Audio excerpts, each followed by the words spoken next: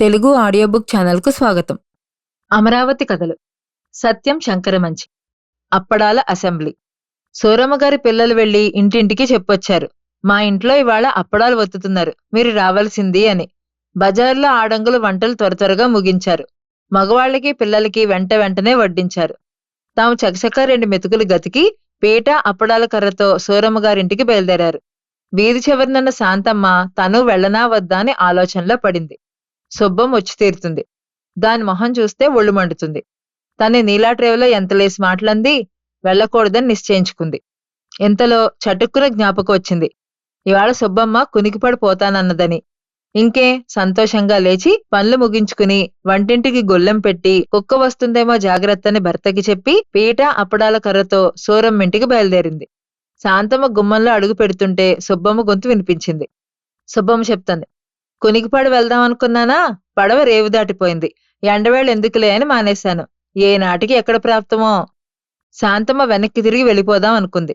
కాని ఇంతలో ఎవరో తను రావటం చూసి, అక్కడే నుంచున్నావే, లోపలికి రా అన్నారు. ఇక తప్పక లోపలికెళ్ళింది. శాంతమ్మని చూసి చూడగానే సుబ్బమ్మ ముఖం ముడుచుకుపోయింది. మూతి అష్టవంకరలు తిప్పింది. శాంతమ్మ పట్టించుకోనట్లుగా ఓ పక్క కూర్చుంది. తలా కాస్త పిండి తీసుకుని అప్పడాలు వత్తుతున్నారు. వత్తుతూ వెంకాయం అందుకుంది. నీకు జ్ఞాపకం ఉందో, మా రాముడి పెళ్లికి 1000 అప్పడం వత్తాం, 10 బూడిది గుమ్మడికాయలు వడియాలు పెట్టాం. వెంకాయమ్మకి ఎప్పుడూ తన గురించి గొప్పలు చెప్పుకోవటమే. ఇది సుబ్బలక్ష్మికి నచ్చదు. టక్కున ఎదురొచ్చింది. 1000 అప్పడమా వల్లకాడా, మానమేగా వత్తింది, 500కి మించి ఉండవు.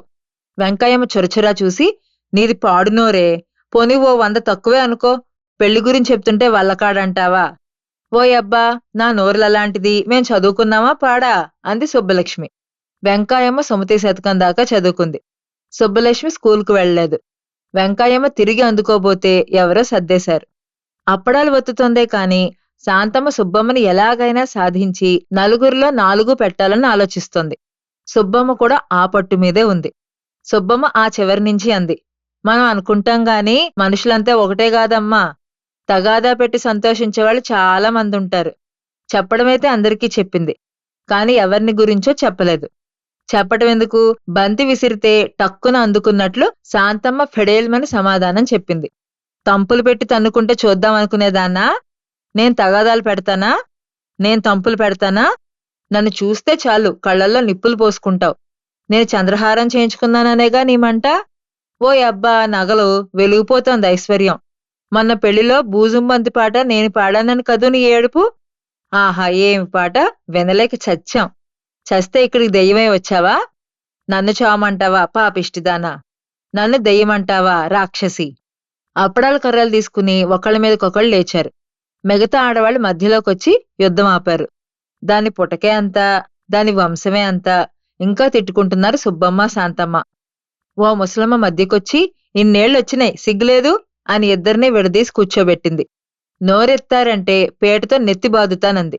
సుబ్బమ్మని తూర్పు ముఖంగా, శాంతమ్మని పడమట ముఖంగా తిప్పి కూర్చోబెట్టింది.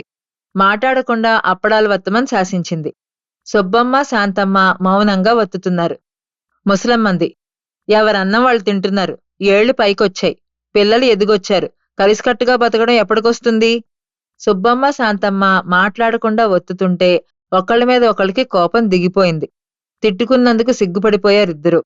అప్పడాలన్నీ అయిపోయాక తలా కాస్త అప్పడాల పిండి తీసుకుని ఎవరి దోవన వాళ్ళు ఇళ్లకెళ్లారు.